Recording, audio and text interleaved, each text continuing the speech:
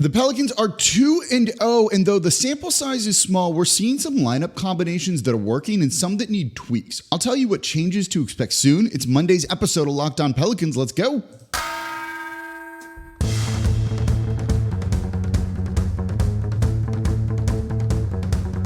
You are Locked On Pelicans, your daily New Orleans Pelicans podcast, part of the Locked On Podcast Network, your team every day. Welcome to another edition of Locked On Pelicans, the daily podcast covering your favorite team, the New Orleans Pelicans and NBA, part of the Locked On Podcast Network, your team every day, available wherever you get your podcasts and available on YouTube. I'm your host, Pelicans Insider, credential member of the media, Jake Madison, at NOLA Jake on Twitter. Here with y'all on this Monday, another week's worth of shows for your 2-0 New Orleans Pelicans. So thank you for making Locked On Pelicans your first listen today and every day. We're here Monday through Friday, the number one Pelicans podcast. We come to you live after games on the road, after home games. We won't do really any of that this coming week because I'm traveling, but we'll also have a show up every single day because it is game day for the Pelicans as they take on the Golden State Warriors. We'll touch on that a little bit in the third segment of today's show because I want to get to a couple of other things before we get to all of that. Today's episode, though, is brought to you by PrizePicks, the easiest and most exciting way to play daily fantasy sports. Go to prizepicks.com/LockedOnNBA and use code all lowercase LockedOnNBA for a first deposit match up to $100. So let's get into some of the lineups and things with the New Orleans Pelicans because we're starting to see some trends with this team that's developing. And I'm excited to really look at all of that because you're starting to see how Willie Green's using the rotation, I think, and where there's room for improvement. Because as I talked about on the live show on Saturday night from the arena, which was cool, that this team isn't hitting their full potential just yet. And you can kind of see it reflected in the lineup data. And keep in mind, this is early. You know, when we dive into stats, we really need the sample size to be large. You'll hear people say things like small sample size theater and other that. These numbers can fluctuate wildly based on like 1 or 2 minutes, 1 or 2 little changes could easily swing some of these. But this is the data we have. So let's look at it. When looking at some of the lineups here, one thing that has really stood out is that 3-shooter lineup that they have run a couple of times. And I talked about this on Saturday night. It's a lineup featuring CJ McCollum, Matt Ryan, and Jordan Hawkins as kind of your 3 main players. They either then have a center in Larry Nance Jr. or Jonas Valanciunas, and then a defensive guy either in Dyson Daniels or Herb Jones. That is your 5-man lineup. So 3 shooters, a defender, and a center. These lineups are really effective. There's more or less just 2 variations that they've run.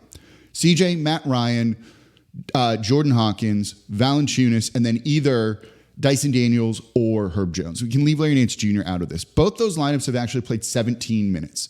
So Dyson Daniels has played 17 minutes with those 4, and Herb Jones has played 17 minutes with those 4.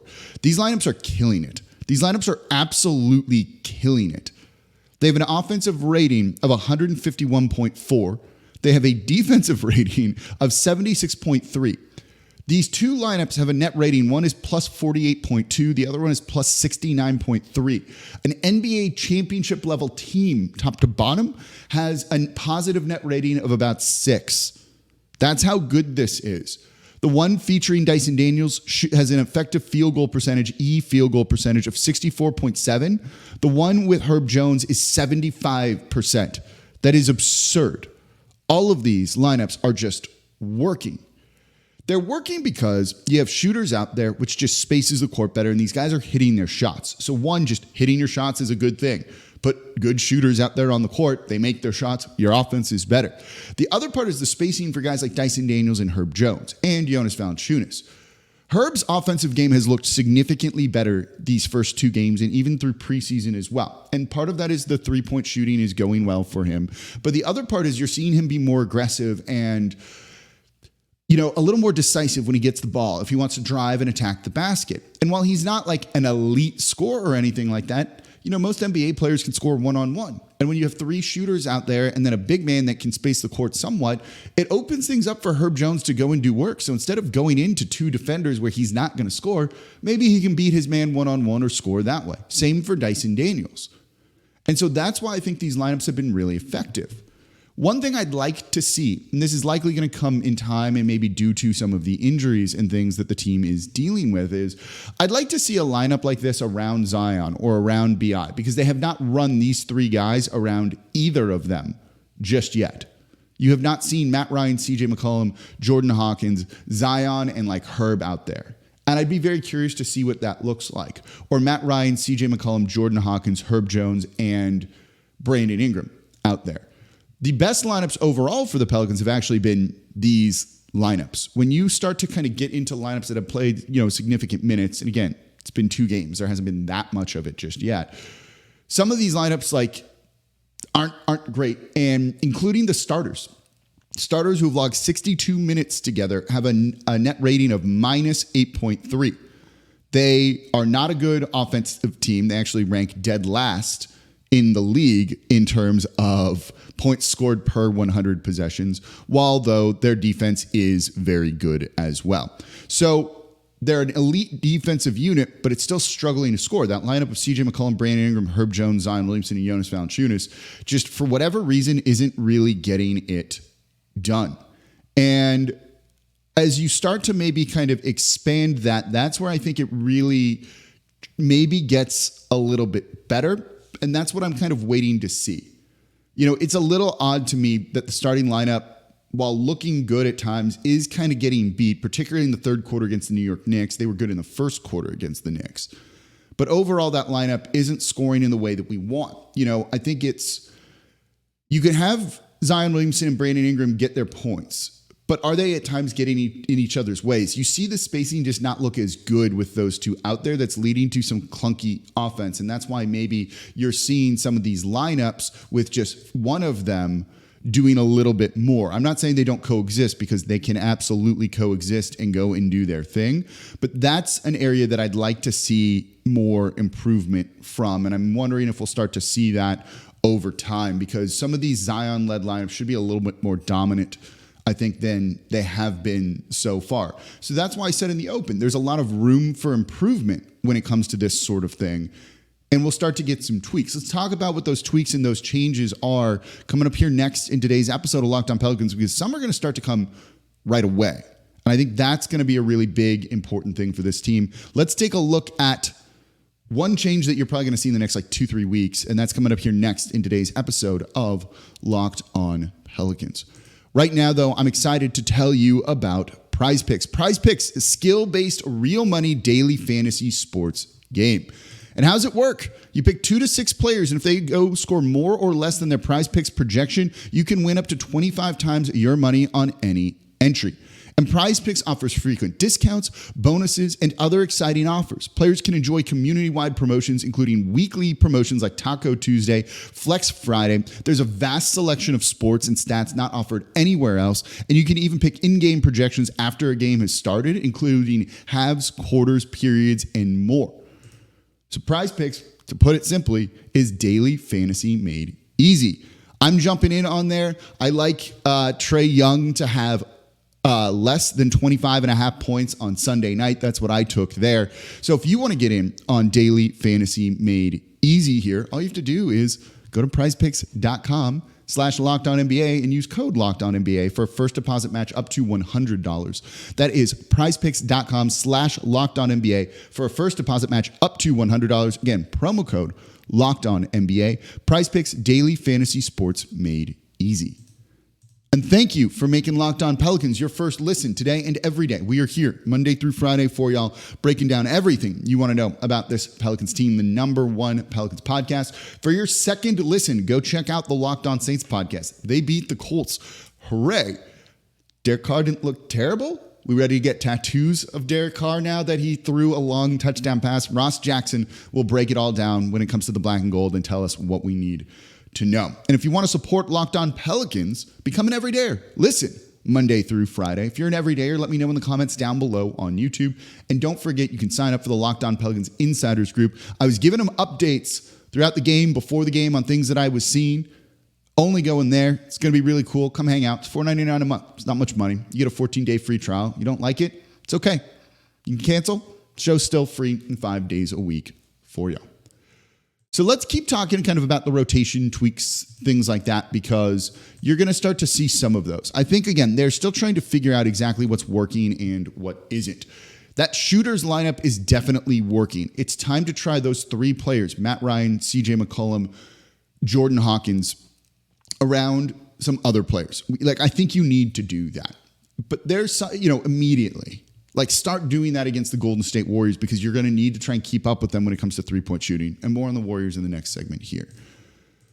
But in the meantime, we're going to see some changes that they can just start to do. I think part of the reason why you're seeing some of these lineups and other things is there's some injuries, right? You don't have Trey Murphy yet. You don't have Najee Marshall, but we do know that Jose Alvarado is probably going to be coming back soon. And I think that's a really good thing, because the Kyra Lewis Jr. minutes have not been good.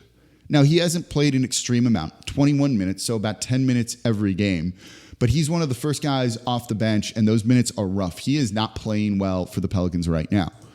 A little disappointing. What can you do, though? But for a guy that's playing kind of a prominent role in the first half, being one of those first subs in, that's not an ideal situation for this team. The good news is as Jose Alvarado gets healthy, he's going to absolutely replace those Kyra Lewis Jr. minutes, and those minutes then immediately start to get better. Kyra Lewis Jr. on the team, the on-off numbers here. This is per Cleaning the Glass. That's where all my stats have come from today. CleaningTheGlass.com is like an invaluable stat site that I use all the time. He is a minus 38.5 this season. So the team is basically 40 points worse per 100 possessions. It's the net rating, right? When he is on the court. That's not his individual one. It's the team net rating. When he is on the court, they're about 40 points worse per 100 possessions than their opponent. That's bad. It is by far the worst on the team of people that have played like over 20 minutes. Only one worse is Cody Zeller and EJ Liddell. EJ Liddell has played 2 minutes, and they were so rough in the Knicks game, but the game was like out of hand at that point, and it doesn't truly matter. But Kyra Lewis Jr., those minutes that he's playing like are not good. He is on the season in 2 games, right? Averaging 1 point per game, 1 rebound, and that's it. Shooting 14.3% from the field and hasn't made a 3. Again, it's been 2 games. Saying those numbers like that is kind of mean and a little bit unfair to him. But the minutes haven't been effective with him out there on the court. So you'll start to see this team get better. And this is why I was talking about it on Saturday night. They haven't reached their full potential. They're not even close to it just yet, because they will get the better kind of players out there. You know, we talk about Matt Ryan, CJ McCollum, and Jordan Hawkins. Imagine CJ McCollum, Trey Murphy, and Jordan Hawkins, and how much better that could be, and what that does for a team. And putting Trey Murphy next to Zion Williamson, which I think you'll see, or should at least see a lot of, because they're not putting him with shooters just yet for whatever reason.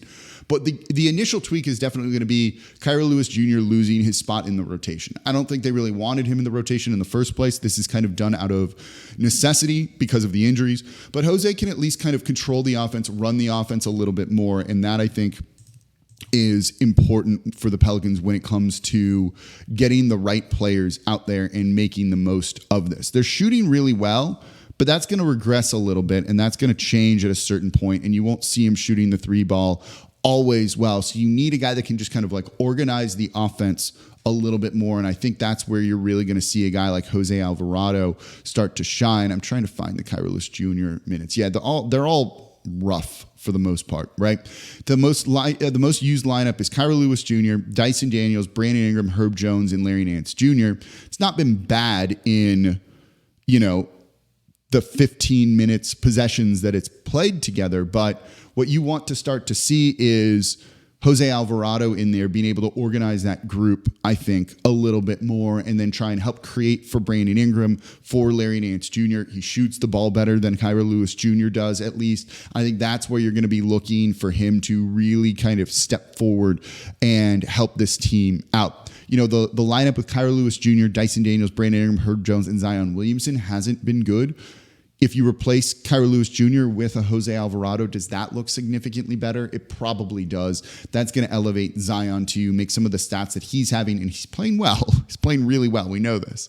Look even better than he already is. So this is how I think the team kind of takes the next leap. Trey's the natural extension of that. You know, I said he looked good in warmups. I think you're going to see him, hopefully, and this is not sourced reporting or anything, on the earlier end of the timeline of his injury recovery timeline and all of that. So if you get him in there, you know, it kind of supercharges these lineups a little bit. I don't want to go and say like the Pelicans are going to be a problem when Trey Murphy's back, but we know how good he is and how much he's going to unlock things. That's why I want to see them run some of these shooting lineups around Zion, around Brandon Ingram. One, to see does the spacing really work? And then if those lineups are effective, or even if they're like borderline effective, maybe they're not good, maybe they're just like, okay. And that means that if you put Trey in there, what's it do? And that can be very promising, I think, for this team. So I'm excited for them to keep tinkering and tweaking. And I think this matchup against the Golden State Warriors can be very interesting too when it comes to that, because the Warriors still do like to play small. They're still a bit of a different team than the one they've been in the past. So this is an opportunity for the Pelicans to maybe catch that team at the right time, do some of the kind of experimenting that they need to experiment and figure things out, because they're 2-0 and they look good and the defense has been great. The offense, at times I still think is a little bit of a work in progress. Again, they're being buoyed up by 3-point shooting, which is good. Do that. Also shows they probably need another shooter or two. Maybe that's Trey, maybe that's someone else. At times, I think some of the fit with not Zion Williamson, there's never clunkiness there. It's more Jonas Valanciunas still makes it a little bit clunky. You probably would like a floor spacing, rim protecting center, that kind of unicorn of a player. So it ties into the trade market and everything. We'll see. It's still early in the season, but there's a lot to like about what they're doing. And what's more exciting to me than that, though, is that there's room to grow. If this was the team kind of maxed out that we're seeing, I'd be a little worried. But I don't even think they're close to being like what they could be here. And they've got 2 solid wins under their belt. I think that puts them in a very, very good place and makes me excited for, like tonight's game against the Golden State Warriors, who are on another rest disadvantage for New Orleans. Let's talk about that coming up here next in today's episode of Locked On Pelicans. Right now, though, I'm excited to tell you about FanDuel, America's #1 sportsbook. And that's because right now, new customers get $150 in bonus bets with any winning $5 moneyline bet. That's $150 if your team wins. So if you take the Saints to win outright on the money line, you place a $5 bet and they do, you get $150 in bonus bets. That's it. If you've been thinking about joining FanDuel, there's no better time to get in on the action. If you think the Pelicans, with a rest advantage of the Golden State Warriors, can win, take them on the money line. Don't worry about the spread.